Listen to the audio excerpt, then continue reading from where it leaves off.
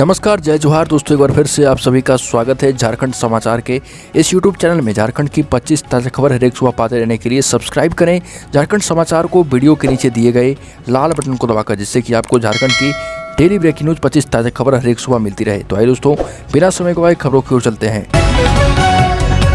सबसे पहली और बड़ी खबर, कोरोना अब झारखंड से हारने लगा है। अप्रैल में अपने प्रकोप से हाहाकार मचा देने वाला यह वायरस सितंबर में दम तोड़ दिया है। साथ ही झारखंड हेल्थ डिपार्टमेंट की ओर से जारी आंकड़ों के मुताबिक संक्रमण की दूसरी लहर के दौरान पहली बार राज्य में एक्टिव मरीजों की संख्या 100 के नीचे चली गई है। दुर्गा पूजा से पहले राज्य में संक्रमण के सिमटने की सुखद सूचना बस इतनी ही नहीं है। राज्य में कुल एक्टिव मरीजों की कुल संख्या के 63% अकेले रांची में है। 10 जिलों में संक्रमण के एक भी मरीज नहीं बचे हैं और 12 जिले ऐसे हैं जहां मरीजों की संख्या 5 से भी नीचे पहुंच गई है। अगली खबर, झारखंड के 7 नाबालिग बच्चों को सुरक्षित तमिलनाडु से रांची लाया गया और यहां से उन्हें इनके घर चतरा और पलामू भेज दिया गया। इससे पहले रांची स्टेशन पर बच्चों को उनके परिजनों को सौंपा गया था। साथ ही इन्हें इनके घर तक पहुंचाने की व्यवस्था की गई थी। बच्चों ने बताया कि इन्हें ठेकेदार दिगन भूइया ने 23 अगस्त 2021 को तमिलनाडु लेकर गया था और वहाँ से सत्यमूर्ति नामक कंपनी दिव्या अपार्टमेंट में काम में लगा दिया गया था और यहाँ इन बच्चों का शोषण भी शुरू कर दिया गया था। अगली खबर, झारखंड में बड़ा हादसा हो गया। झारखंड के लातेहार में कर्मा विसर्जन के दौरान बड़ा हादसा हो गया और कर्मा पूजन के बाद डाली का विसर्जन करने गई 10 लड़कियों की टोली में से 7 लड़कियां तालाब में डूब गई। 7 लड़कियों की डूबने से मौत हो गई है और इनमें से 6 बच्चियां एक ही परिवार की थी। हादसे की जानकारी देते हुए लातेहार के उपायुक्त अबू इमरान ने बताया कि लगभग 12 बजे की ये घटना है। अगली बड़ी खबर, राष्ट्रीय जनता दल प्रमुख लालू प्रसाद यादव के बेटे और बिहार विधानसभा में नेता प्रतिपक्ष तेजस्वी यादव 18 सितंबर को 2 दिवसीय झारखंड दौरे पर पहुंचे। तेजस्वी यादव के इस दौरे को राजनीतिक हलकों में झारखंड में आरजेडी के खोए हुए आधार को प्राप्त करने की कवायद मानी जा रही है। अगली बड़ी खबर, 7 सूत्री मांगों के समर्थन में जल सहियाओं ने किया आंशिक रूप से विरोध प्रदर्शन। मांगों पर विचार नहीं होने पर दिया आंदोलन की चेतावनी।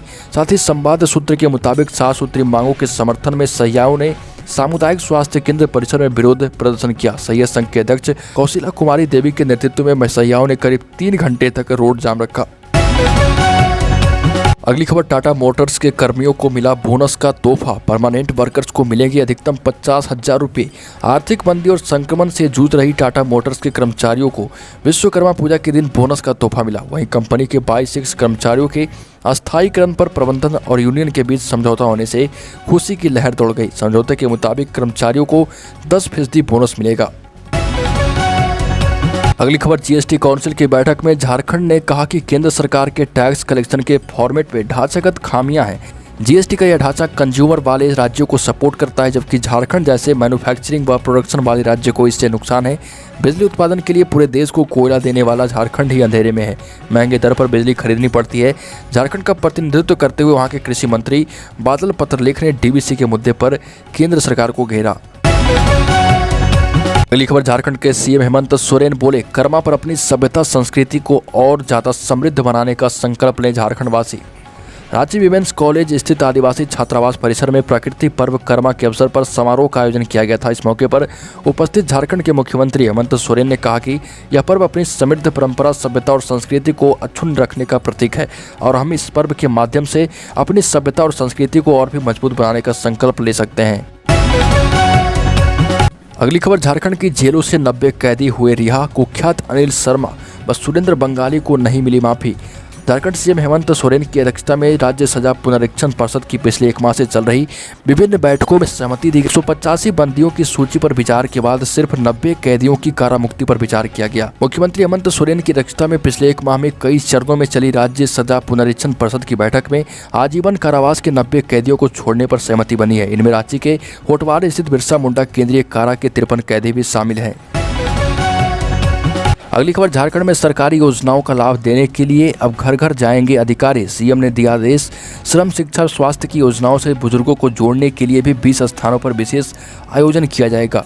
झारखंड राज्य विधिक सेवा प्राधिकार DALSA के निर्देश पर रांची के लोगों को साथ साथ झारखंड के सभी जिले के लोगों को विधिक सेवाएं देने के लिए विशेष अभियान का आयोजन किया गया। सभी प्रखंडों एवं अनुमंडलों में आयोजित विशेष अभियान के अंतर्गत विभागों की लाभकारी योजनाओं की सहायता लाभुकों में अधिकारी के द्वारा घर घर जाकर वितरित की जाएगी।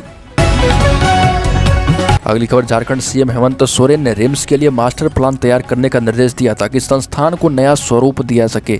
स्वास्थ्य विभाग की समीक्षा के क्रम में सीएम ने रिम्स के अलावा जिला अस्पतालों में मरीजों के लिए बेहतर सुविधाएं उपलब्ध कराने की दिशा में कार्य करने का निर्देश दिया। मुख्यमंत्री ने कहा कि राज्य के मेडिकल कॉलेजों में नामांकन को लेकर आ रही अड़चनों को यथाशीघ्र दूर करें। बैठक में उन्होंने एमजीएम जमशेदपुर के निर्माणाधीन नए भवन और दुमका, हजारीबाग, पलामू, पश्चिमी सिंहभूम में निर्माणाधीन फार्मेसी शिक्षा संस्थानों की कार्य प्रगति को भी देखा। अगली बड़ी खबर, झारखंड की बेटियों को दिल्ली ले जाकर बेचने वाला चूटिया में आलीशान घर बनाकर रह रहा था। और दोस्तों, दिल्ली पुलिस ने 6 साल बाद इसे गिरफ्तार किया है। दिल्ली पुलिस की एक टीम ने रात को रांची की पुलिस की मदद से चूटिया की धुमसा टोली से रामलखन साहू उर्फ रामलखन ओहतार नाम के एक मानव तस्कर को गिरफ्तार किया। झारखंड की नाबालिग बेटियों को बहला फुसलाकर दिल्ली सहित अन्य महानगरों में बेचने का आरोपी रामलखन पिछले 6 साल से फरार था और झारखंड में उसका आलीशान बंगला भी ये जब्त किया गया है। अब खबर सभी राज्यों से। पंजाब के मुख्यमंत्री कैप्टन अमरिंदर सिंह ने इस्तीफा दे दिया और उन्होंने शाम 4:40 पर राज्यपाल बीएल पुरोहित को पूरे मंत्रिमंडल का भी इस्तीफा सौंपा है। कैप्टन सांसद पत्नी परनीत कौर व बेटे रनिंदर सिंह के साथ करीब 4:30 बजे राजभवन पहुंचे और अपना इस्तीफा राज्यपाल को सौंप दिया। कैप्टन के भाजपा में जाने की अटकलें हैं और कांग्रेस हाईकमान का रुख देख कैप्टन के करीबियों ने भी उनसे दूरी बना ली है। इससे पहले कई समर्थक विधायक उनसे मिलने उनके सरकारी आवास पर गए थे। अगली खबर, पड़ोसी राज्य बिहार में एनडीए की सहयोगी वीआईपी ने उत्तर प्रदेश में भाजपा के खिलाफ विधानसभा चुनाव लड़ने का निर्णय लिया और संस्थापक और नीतीश सरकार में पशुपालन मंत्री मुकेश सहनी ने प्रयागराज में भागीदारी संकल्प मोर्चा के संयोजक ओम प्रकाश राजभर से मुलाकात की। अगली बड़ी खबर, पूर्व केंद्रीय मंत्री और पूर्व भाजपा सांसद बाबुल सुप्रियो को तृणमूल कांग्रेस में शामिल हो गए और बाबुल को मुख्यमंत्री ममता बनर्जी के भतीजे अभिषेक बनर्जी और पार्टी सांसद डेरेक ओब्रायन ने टीएमसी की सदस्यता दिलाई। 48 दिन पहले केंद्रीय मंत्रिमंडल में हुए फेरबदल के बाद सुप्रियो ने बीजेपी छोड़ दी थी। बीजेपी से इस्तीफे के ऐलान के बाद बाबुल ने कहा था कि मैं किसी दूसरे पार्टी में नहीं जा रहा हूँ, हमेशा से भाजपा का सदस्य रहा और रहूँगा। लेकिन कुछ देर बाद ही उन्होंने अपनी पोस्ट एडिट कर दी और उससे हमेशा बीजेपी में रहने वाली लाइन हटा दी। अगली खबर, संक्रमण काल में गरीब और मजदूरों की मदद कर दुनिया भर में चर्चित हुए अभिनेता सोनू सूद विवादों में घिरते नजर आ रहे। आयकर विभाग ने उनके मुंबई, लखनऊ, कानपुर, जयपुर, दिल्ली और गुरुग्राम सहित 28 ठिकानों पर 3 दिन की रेड के बाद 20 करोड़ की टैक्स चोरी का दावा किया। इस छापेमारी के बाद एक्टर या उनकी पीआर टीम की तरफ से कोई बयान सामने नहीं आया। तो दोस्तों, झारखंड की खबरों में अभी के लिए इतना। अगर आपने अभी तक इस चैनल को सब्सक्राइब नहीं किया तो सब्सक्राइब कर लें, जिससे कि आपको झारखंड की डेली ब्रेकिंग न्यूज़ 25 ताज़ा खबर हर एक सुबह मिलती रहे।